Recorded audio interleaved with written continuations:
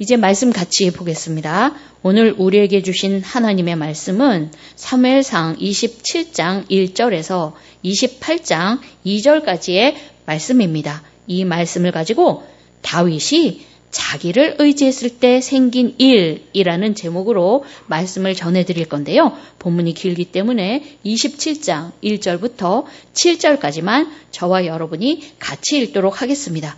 준비되셨습니까? 네, 시작. 다윗이 그 마음에 생각하기를 내가 후일에는 사울의 손에 잡히리니 블레셋 사람의 땅으로 피하여 들어가는 것이 좋으리로다. 사울이 이스라엘 온 영토 내에서 다시 나를 찾다가 단념하리니 내가 그의 손에서 벗어나리라 하고 다윗이 일어나 함께 있는 사람 600명과 더불어 가드 왕 마옥의 아들 아기스에게로 건너가니라. 다윗과 그의 사람들이 저마다 가족을 거느리고 가드에서 아기스와 동거하였는데 다윗이 그의 두 아내 이스르엘 여자 아히노암과 나발의 아내였던 갈멜 여자 아비가일과 함께 하였더니 다윗이 가드에 도망한 것을 어떤 사람이 사울에게 전하매 사울이 다시는 그를 수색하지 아니하니라. 다윗이 아기스에게 이르되 바라건대 내가 당신께 은혜를 입었다면 지방 성읍 가운데 한 곳을 내게 주어 내가 살게 하소서. 당신의 종이 어찌 당신과 함께 왕도에 살리까 하니 아기스가 그날에 시글락을 그에게 주었으므로 시글락이 오늘까지 유다 왕에게 속하니라. 다윗이 블레셋 사람들의 지방에 산 날수는 1년 4개월이었더라. 아멘. 우리가 살면서 한 가지 느끼는 것은 어느 하나를 꾸준히 유지하기가 참 어렵구나 하는 것입니다. 가령 내가 하루에 영어 단어를 몇 개씩 외우겠다. 다이어트를 위해서 한 달 동안 저녁을 먹지 않겠다. 일주일에 몇 번은 반드시 운동을 하겠다. 또는 다시는 내가 우리 애들한테 소리를 지르지 않겠다 하는 것 등등 내가 이것만큼은 정말 열심히 하리라 이렇게 생각하고 결심을 해도 어느덧 흐지부지 되기 십상이다라는 것이죠. 신앙생활에서도 마찬가지입니다. 하나님을 만나서 첫사랑에 빠진 이후에 열심히 성경 읽고 기도하면서 그 뜨거운 사랑을 유지하려고 하지만 그게 맘먹은 대로 잘 안 되더라 하는 거죠.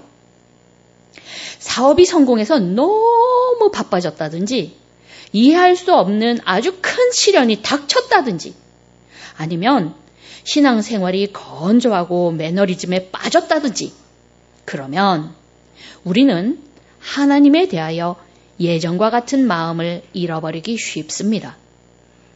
다윗도 그랬습니다. 지난 시간에는 하나님께서 다윗에게 주신 그 3번의 테스트를 다윗이 다 통과한 얘기를 들었지 않습니까? 그렇기 때문에 다윗의 마음은 하나님께 확정되어서 움직이지 않을 것이다. 우리는 그렇게 생각했지만요. 그게 아니었다라는 것입니다. 다윗도 사울로 인한 고난이 10년 가까이 지속되자 다윗이 지쳐서 낙심을 하게 되었다라는 거죠. 그래서 다윗은 그 고난을 빨리 벗어나고 싶어서 자기의 지혜와 능력을 의지합니다. 그리고 그 후에 아주 많은 일들이 일어나는데요. 과연 어떠한 일들이 생겼을까요? 그리고 그것으로 다윗은 무엇을 얻었을까요? 또 이를 통하여 주님께서 우리에게 하시려는 말씀은 무엇일까요?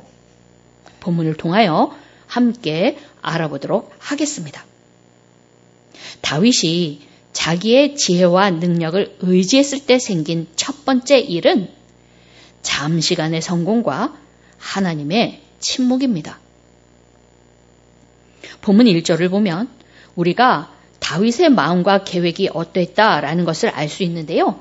1절 앞부분을 보면 다윗이 그 마음에 생각하기를 내가 후일에는 사울의 손에 잡히리니 했습니다. 지금 다윗의 마음이 어떻습니까? 다윗이 자기 마음 중심에서 하나님을 밀어냈습니다. 다윗의 믿음이 약해졌다라는 거죠. 그래서 하나님께서 자기를 사울의 손에서 보호하시고 끝내 이스라엘의 왕이 되게 하신다고 했던 그 언약을 믿지 못하고 있는 것입니다. 그러면 내 마음이 주님께 확정되고 확정되었다 하며 찬양하던 이 다윗이 왜 이렇게 믿음이 약해진 것일까요? 너무 지쳤기 때문입니다. 사울로 인한 고난이 10년 가까이 계속되다 보니 이제는 더 이상 그것을 참고 견디기가 어려워졌다라는 것입니다. 그 고난이 끝날 것 같지 않아 보였다라는 거죠. 그리하여 믿음이 약해지고 더 이상 하나님만 바라보고 의지하지 않게 되었다라는 것입니다. 그래서 다윗은 자기 스스로를 구원할 계획을 세웠습니다. 1절 나머지 부분을 보면은 블레셋 사람들의 땅으로 피하여 들어가는 것이 좋으리로다. 사울이 이스라엘 온 영토 내에서 다시 나를 찾다가 단념하리니 내가 그의 손에서 벗어나리라 하지 않습니까? 다윗은 스스로 지혜를 짜내어서 하나님 대신에 블레셋을 의지하기로 한 것입니다. 그리고 그 계획을 담대하게 실행합니다. 2절을 보면 다윗이 자기와 함께하는 600명의 사람들과 더불어 가드왕 아기스에게로 건너갔다라고 되어 있는데요. 이 가드왕 아기스는 사무엘상 21장에 나오는 아기스와 동일한 사람입니다. 사울로 인한 고난이 시작된 초기에 다윗이 블레셋에 망명하려고 했던 적이 있었는데요. 도리어 목숨이 위험해지자 아기스 앞에서 미친 척해서 겨우 살아나온 적이 있거든요. 그런데 이번에 또 다윗이 그 아기스에게 자기를 의탁하려 한 것입니다. 우리는 도대체 제정신인가 하는 생각을 하지 않을 수 없는데요.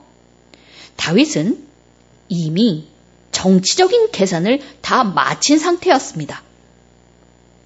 그때와 지금 다윗의 위치와 상황이 크게 달라졌다라는 것을 다윗이 다 계산을 해냈다라는 거죠. 과거에 다윗은 아기스에게 혼자 망명했었습니다. 그러나 지금은 다윗과 함께하는 사람이 600명이나 되었고 그들과 함께 망명한 거죠. 이러한 다윗의 망명은 아기스의 입장에서도 손해보는 일이 아니었습니다. 왜냐하면 뛰어난 전투력을 지닌 용병을 얻어서 블레셋의 전력을 보강하게 되는 것이니까요. 그래서 아기스는 다윗을 받아들였습니다. 그리고 사울은 이 사실을 알고 다시는 다윗을 뒤쫓지 않았습니다. 다윗이 블레셋에 망명을 했기 때문에 그를 잡으려면 블레셋과의 전쟁을 불사해야 했거든요.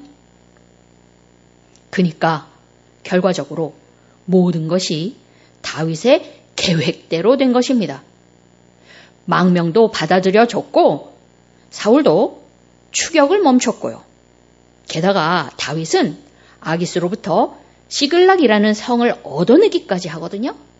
근데 시글락은 아기스가 사는 왕도에서 멀리 떨어진 국경 근처에 있는 성이었기 때문에 다윗과 그의 사람들이 더 이상 아기스의 눈치를 보지 않고 살 수 있게 되었다라는 것입니다. 다윗은 이렇게 정착할 수 있는 터전과 안전을 확보하자 예로부터 이스라엘의 원수가 되었던 몇몇의 가나안 족속들을 침입하여 그들을 다 죽이고 그들의 가축을 빼앗아 왔습니다. 이 일은 다윗의 입장에서 보면 일석이조라고도 할 수 있을 것입니다. 왜냐하면 언약왕으로 하나님이 약속하신 그 땅을 정복하는 일과 당장의 먹고 살 문제를 동시에 해결할 수 있는 것이었기 때문이었죠. 당시에 시글락은 거의 폐허나 다름없는 성이었거든요. 그러니 다윗은 이제 먹고 살 걱정까지 덜었으니 이 일도 성공한 것이 아니겠습니까? 그러나 약간의 문제가 생겼습니다. 아기스가 다윗이 약탈한 가축 중에 일부를 자기의 몫으로 요구한 것이죠. 다윗은 이제 아기스의 휘하에 있는 용병이었기 때문에 그 요청을 거절할 수 없었습니다. 그런데 다윗은 꾀를 내어서 이 문제마저 자기에게 유리한 기회로 삼았습니다. 10절을 보면 아기스가 다윗에게 물어봅니다. 너희가 오늘은 누구를 침노하였느냐? 그랬더니 다윗이 이스라엘 남쪽에서 애굽까지 이르는 넓은 광야인 네겝 지역을 쳤다라고 거짓으로 답했습니다. 아기스가 이스라엘의 남쪽 변방을 침노한 것처럼 생각하도록 말이죠. 왜냐하면 그래야 아기스가 다윗이 자기 사람이 되었음을 의심하지 않고 굳게 믿을 테니까요. 사실 다윗은 아기스에게 뭐라고 보고해야 할지를 미리 다 생각하고 있었습니다. 그리고 자기의 거짓말이 들통나지 않도록 자기가 침략한 족속의 사람들을 진멸했습니다. 다윗이 누구를 침략했는지 그 비밀을 말해줄 증인을 모두 없앤 겁니다. 다윗의 계략이 아주 치밀하고 철두철미하죠? 그래서 다윗의 거짓말은 먹혀들었습니다. 12절을 보면 아기스가 다윗을 믿고 다윗이 자기 백성 이스라엘에게 심히 미움을 받게 되었으니 그는 영원히 내 부하가 되리라고 생각했다라고 나오거든요. 그러니까 다윗이 거짓말에도 또 성공을 한 거예요. 그래서 이제까지 다윗은 자기가 계획하고 실행했던 모든 것에서 성공을 거두었습니다.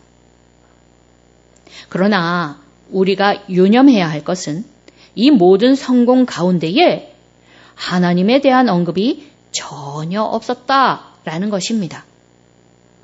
다윗이 하나님께 여쭈었다는 이야기도 없고요. 하나님께서 이리저리 작전을 지시하지도 않았고요. 하나님의 이름이 심지어는 한 번도 언급된 적이 없습니다. 왜 그럴까요? 다윗의 마음 중심에서 하나님이 밀려나셨기 때문입니다. 그래서 하나님은 다윗이 자기의 지혜대로 행할 동안에 침묵하신 것이죠. 다윗이 하나님의 말씀을 들을 준비가 되지 않았기 때문입니다. 그렇게 훈련을 해왔어도 다윗이 아직 훈련이 덜 된 것이 드러났다라는 거죠. 지금까지 우리는 다윗이 얼마나 지혜로운지, 그가 얼마나 대담한지, 그의 정치적인 소환과 군사적인 지도력이 얼마나 뛰어난지 보았습니다. 그리고 그의 계획이 다 성공했다라는 것도 보았죠. 그러나 여러분, 이런 다윗의 성공이 기쁘셨습니까?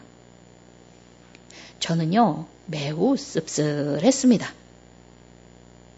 아휴, 다윗이 이런 사람이니 나중에 밧세바를 취하고 그 남편인 충성스러운 장군 우리아도 충분히 살해할 수가 있었겠구나 하는 생각마저 들었거든요. 여러분은 어떠셨습니까? 또 우리 하나님은 어떠셨을까요? 다윗의 지혜는 뛰어났지만 그것은 하나님께 속한 경건한 것이 아니라 이 세상의 것이었습니다. 하나님을 마음 중심에서 밀어내고 다윗이 자기를 의지하여 얻은 지혜이니 그럴 수밖에 없지요. 그렇다면 그렇게 해서 얻은 다윗의 성공은 성공일까요?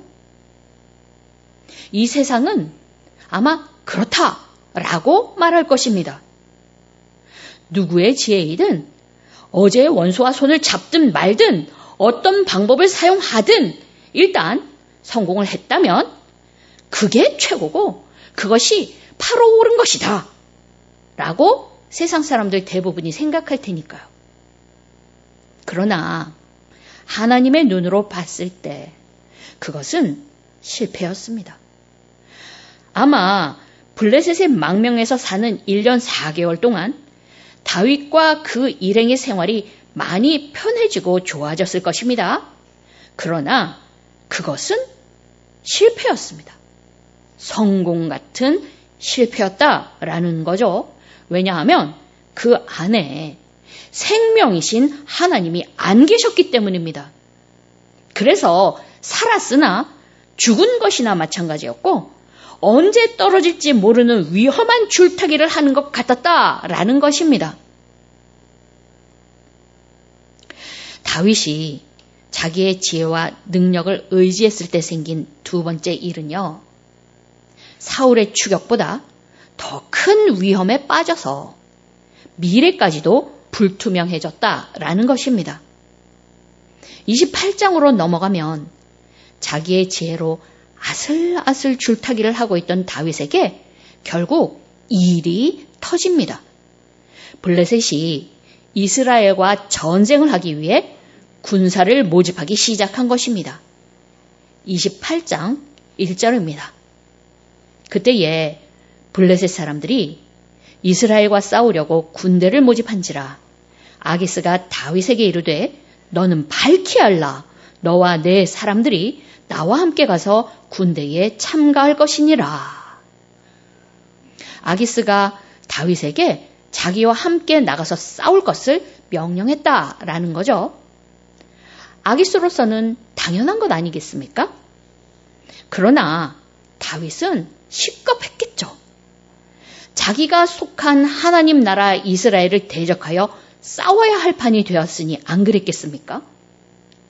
다윗이 만약 그렇게 한다면 다윗은 동족의 배신자가 되고 하나님의 기름 부으심을 부정하고 포기하는 것이 되는 것입니다.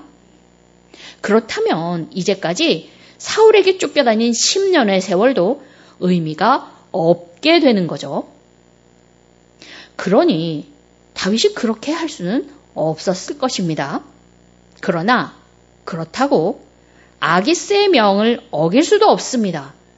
왜냐하면 그랬다가는 지금까지 약탈과 거짓말로 쌓아놨던 아기스의 신뢰가 무너질 것이고 자신과 자기의 사람들까지 모두 배신자가 되어서 아주 곤란한 처지에 빠지게 될 것이기 때문입니다.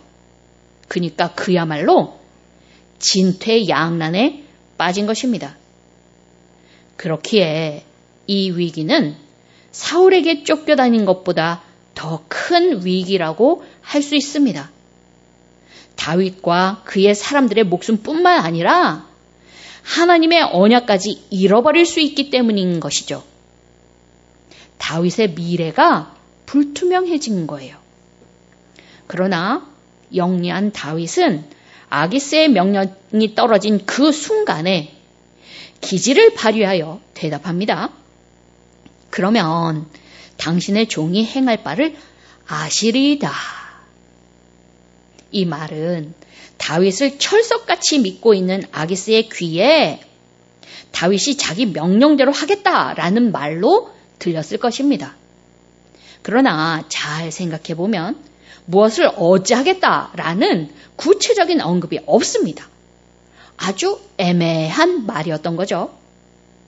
다윗은 아기스의 귀에 그럴싸하게 들리도록 애매하게 답을 해놓고 나서 그것을 통하여 당장 위기에서 벗어나 앞으로 어떻게 해야 할지를 생각할 그 시간을 벌었습니다.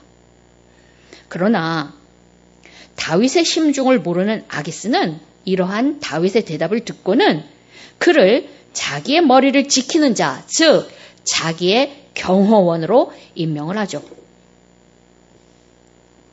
이제 다윗은 어떻게 해야 할까요?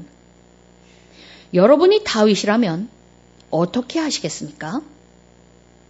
아마 다윗으로서도 이 위기를 극복할 아이디어가 쉽게 떠오르지 않았을 거라는 생각이 드는데요. 모래와 같이 부서지기 쉬운 자기의 지혜와 거짓말로 이제껏 자기와 자기 사람들의 안정과 평안한 생활을 성취해 왔으나 그것도 여기까지였다라는 것입니다. 이때 다윗의 마음은 어땠고 또 무슨 생각을 했을까? 그것은 성경에 나오지 않아서 잘 모르겠습니다마는 우리는 이것으로 다윗이 끝나지 않았다라는 것을 압니다. 나중에 다윗이 이스라엘의 왕이 되었다라는 것은 이 위기도 잘 넘겼다라는 것이니까요. 그러면 다윗은 어떻게 이 위기를 넘길 수 있었을까요? 여기에 대한 대답이 바로 다윗이 자기의 지혜와 능력을 의지했을 때 생긴 세 번째 일입니다. 다윗이 하나님을 의지하지 않고 불순종하는 중에도 하나님이 그를 붙들고 계셨다라는 것입니다. 하나님께서는 마음 중심에서 당신을 밀어내고 불순종하는 다윗의 상황을 붙들고 계셨습니다. 다윗이 불순종하고 있음에도 불구하고 모든 상황이 다윗에게 불리하게 돌아가지 않도록 손을 쓰고 계셨다라는 것입니다. 이러한 하나님의 손, 어디에서 발견할 수 있습니까? 먼저는 골리앗의 고향인 가드의 왕 아기스로 하여금 다윗의 망명을 받아들이게 하신 데서 발견할 수 있습니다. 다윗이 망명을 신청했을 때에 아기스가 다윗이 지쳤다라는 것을 알아채고 그렇다면 이번에 제대로 원수를 갚아보자 라고 생각하고 다윗을 쳤다면 어떻게 되었겠습니까? 또 다윗의 망명을 받아들인 후에도 그에게 스파이를 붙여서 그의 일거수일투족을 몰래 감시했다면 어땠을까요? 다윗의 거짓말이 들통나지 않았겠습니까? 또 만일 하나님께서 다윗의 사람들의 입을 막지 않으셨다라면 어땠을까요? 그들 중에도 명예와 권력을 탐해서 한 자리를 얻으려고 다윗의 거짓말을 아기스에게 일러 바치는 사람이 있었으면 어땠을까요? 아마 다윗은 사울이 아니라 블레셋의 손에 어찌 되었을지도 모른다라는 것입니다. 그러나 하나님은 다윗과 하신 그 언약에 신실하셨습니다. 그래서 다윗의 상황이 그에게 불리하게 돌아가지 않도록 역사하신 것입니다. 다윗이 잘해서가 아닙니다. 하나님은 다윗의 행위가 어떠한지를 따지기 전에 오래 참고 기다리시는 당신의 성품으로 죄인을 긍휼히 여기시는 그 사랑으로 어떻게든 당신의 나라를 세워서 그 나라를 통하여 당신의 그 세상의 모든 사람들을 구원하시려는 그 선한 뜻으로 그렇게 하신 것입니다. 그러니까 은혜의 하나님, 당신 스스로를 의지하여 다윗을 돌보셨다라는 것입니다. 하나님이 그동안 침묵하셨다고 해서 방관하신 것이 아닙니다. 그를 돌보시며 그 언약을 이룰 수 있도록 훈련하셨다라는 것입니다. 그리고 똑같은 신실함과 은혜로 다윗에게 이번에는 큰 위기를 허락하셨습니다. 이제까지는 다윗의 불순종에 대하여 침묵하면서 기다리고 계셨지만 이 위기를 통하여 다윗이 자기의 한계를 깨닫고 회개할 기회를 마련하셨다라는 것입니다. 그러면 다윗이 회개했을까요? 그 결과는요, 다다음 주에 우리가 같이 볼 건데요. 여러분, 우리도 다윗과 같이 하나님을 향한 믿음이 흔들릴 때가 있습니다. 달콤한 유혹이 왔을 때에 그것에 취해서 하나님을 잊어버리기도 하지만 또 반대로 너무 힘든 고난이 찾아올 때도 낙심하여서 믿음이 흔들리고 약해지기도 한다라는 거죠. 그 고난의 시간이 긴 경우엔 특히 더 그렇죠. 하나님께서 회복해 주실 때까지 기다리다가 지친다라는 것입니다. 다윗이 그랬고요. 믿음의 조상이라고 하는 아브라함도 그랬지 않습니까? 아브라함도 아들을 주시겠다는 하나님의 약속을 믿고 기다렸는데 약속한 지 10년이 넘도록 소식이 없는 거예요. 그래서 자기 아내 사라의 말대로 그의 몸종 하갈을 취해서 이스마엘을 낳습니다. 그러나 그것은 불순종이었고 하나님은 그 후로 15년간 아브라함에게 침묵하십니다. 그를 향해서 화가 나신 것이 아닙니다. 아브라함에 대하여 오래 참고 그를 더 훈련시키신 것입니다. 그리고 그가 자기의 한계를 깨닫고 회개할 기회를 주셨고요.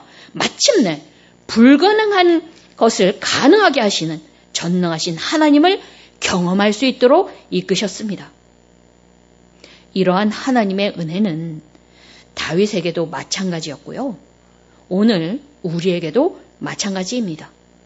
하나님께서는 고난에 지쳐서 낙심하고 하나님을 우리 마음의 중심에서 밀어냈다고 해서 우리에게 노하시고 우리를 포기하시는 분이 아니십니다.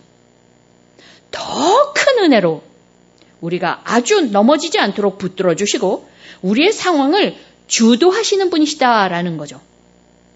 그리하여 우리가 자기의 한계를 깨닫고 다시 하나님께로 돌아올 수 있도록 인도하여 주시고 마침내 능치 못하신 것이 없는 하나님의 은혜와 능력을 경험하게 하시는 분이십니다. 여러분, 지금 끝이 없어 보이는 어려움 가운데에서 낙심하고 계십니까? 그래서 하나님의 사랑을 의심하고 계십니까?